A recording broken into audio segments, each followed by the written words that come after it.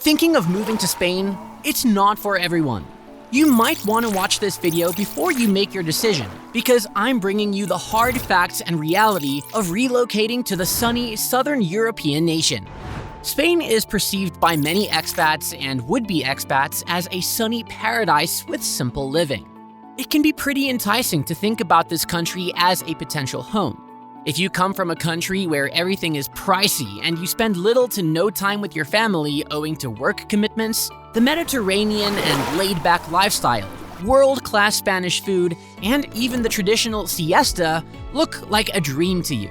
But take it from me, today's Spain is far from this dream. It'll surprise you to know that it's undergone major changes. This is not the country you can choose for a laid-back lifestyle anymore.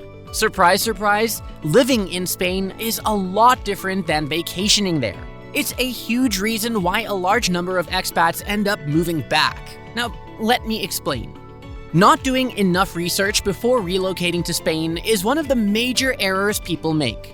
Spain is more than just a place for beaches, sun, and tapas. When moving there are many more things to think about. For instance, to get a work visa if you're not an EU citizen, you must find a job before moving there. The high unemployment rate in Spain, which is over 12.6% in 2023, will make it more challenging for you to find employment there and limit your possibilities for professional advancement. Working remotely is probably what you're doing if you're in Spain on a non-lucrative or digital nomad visa. In that case, jobs shouldn't be a cause of worry for you.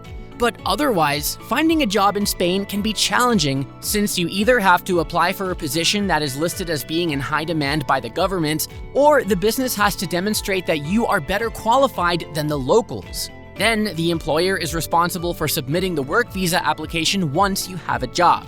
And yes, EU nationals can move to Spain with ease and find a job there. But keep in mind that the country has one of the highest rates of unemployment in the entire EU, and finding work there can take months. So if you're going without a handsome amount of savings, well, good luck. Oh, and by most measures, Spain's work culture isn't the healthiest. People who work in Spain typically put in more than 40 hours a week and don't always get to take 2 days off. It's common for people to put in a lot of effort and spend more time working than socializing with friends or family. If you intend to work in Spain, learn more about the workplace you'll be entering to avoid any unpleasant surprises. In fact, some expats even claim that working in Spain is not a good idea at all, and you might notice something odd. There are noticeably few qualified professionals there. You'll be left wondering where they went. Well, there's a word for it: brain drain. They left the nation in the pursuit of better opportunities. Spain's professional landscape is now lacking as a result. And even if you have a lot to offer the Spanish labor market, you'll probably work too much and get paid too little. Spain is evidence that putting in long hours does not guarantee success, and taxes are one of the causes of this. Highly skilled professionals are in short supply, while low-paying occupations are widespread. The most ambitious people often relocate to other countries because they provide better pay or tax policies. Now, even though Spain has a low total cost of living, some things are more expensive than they are elsewhere. Electricity and gas prices are fairly high, and Americans and Britons both pay more for imports now that Brexit has occurred. Oh, and that sunny weather starts to lose its charm. You'll pay a high price if you depend on air conditioning to keep cool during the summer. That's generally because of the high cost of power, as well as the fact that many apartments and homes aren't constructed to hold both heat and air. Before you can count on effective insulation, effective cooling, and effective heating, you'll need to pay a sizable amount for a freshly refurbished apartment. I know what you're thinking. Living it up in a gorgeous rural region of Spain surrounded by beautiful scenery and rolling hills. But once more, reality sets in.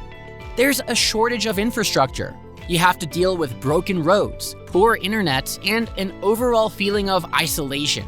Now, think about the influence of major cities like Barcelona and Madrid.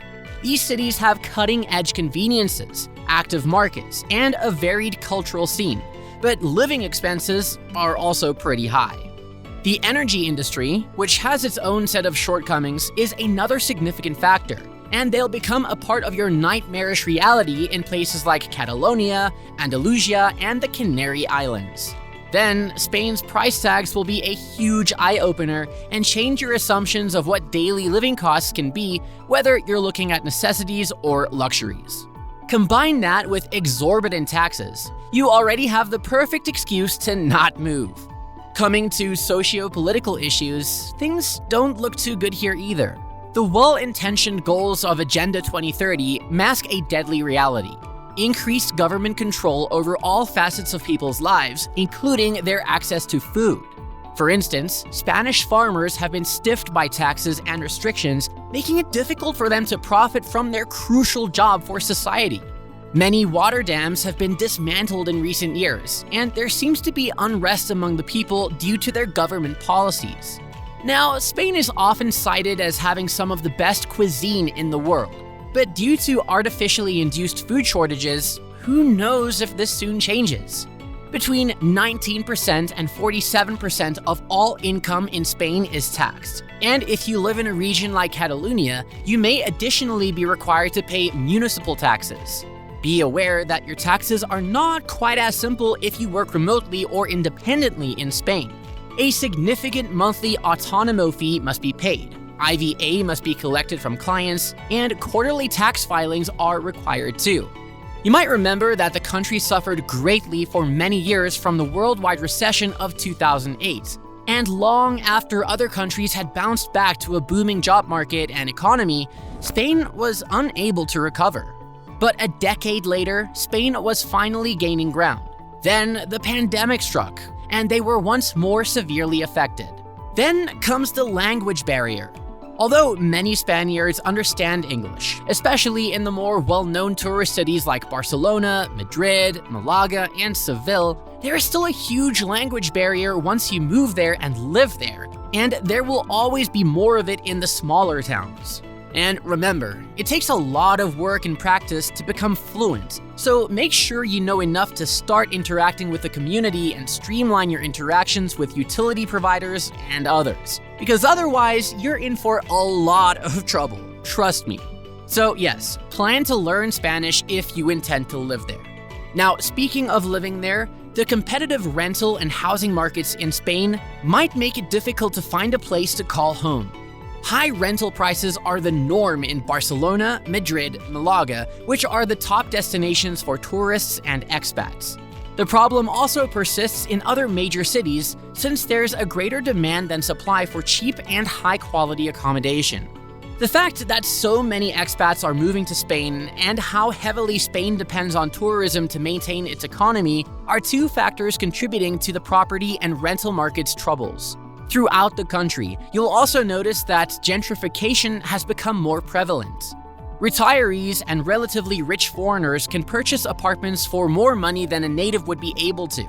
Housing issues can have a significant impact on the whole cost of living in Spain, especially when you factor in the issue with Airbnbs. Oh, and while we're at it, another major issue is Spanish bureaucracy. It seems that no matter how well you plan for an appointment, something will still go wrong. Here, dealing with paperwork and administrative processes takes time and is frequently extremely frustrating. So if you're used to smooth, quick, and easy processes, then forget it. What else makes Spain difficult for foreigners to live in? Let's see. Buying a house is complicated for foreigners since working with local lawyers and the Spanish government is difficult. In truth, one of the main issues that most foreigners have with the Spanish government is its bureaucracy. Oh, and I think it's now time to dispel a long-standing myth about Spain, the famed siesta. The notion that the entire nation would take an afternoon nap, leaving the streets empty and the shops shuttered, is merely an idea. Even though there is a siesta culture in some places, it's not as widespread as you might imagine. You can expect that laid-back attitude in some of the government offices, though. Living in one of Spain's largest cities is probably not the place for you if you value peace and quiet. In addition to late-night drunks, children and teenagers are frequently seen in the streets, partly as a result of the low job rates. So as I come to a close with the many reasons why nobody wants to move to Spain anymore, I'm sure you understand why living in Spain is a mosaic of surprises that go beyond its initial charm. Underneath the sunny paradise veneer is a complicated terrain of mismanagement, inefficiency, zero work-life balance, plus poor quality of life. The charm of the unique local culture and beautiful scenery is irresistible, but so are the difficulties of adjusting to high taxes and overcoming infrastructural constraints, right? So, all I leave you with is make your decision wisely. Let us know in the comments below what your views on moving to Spain are, and make sure to subscribe to our channel for more. Thanks for watching, and see you in the next one.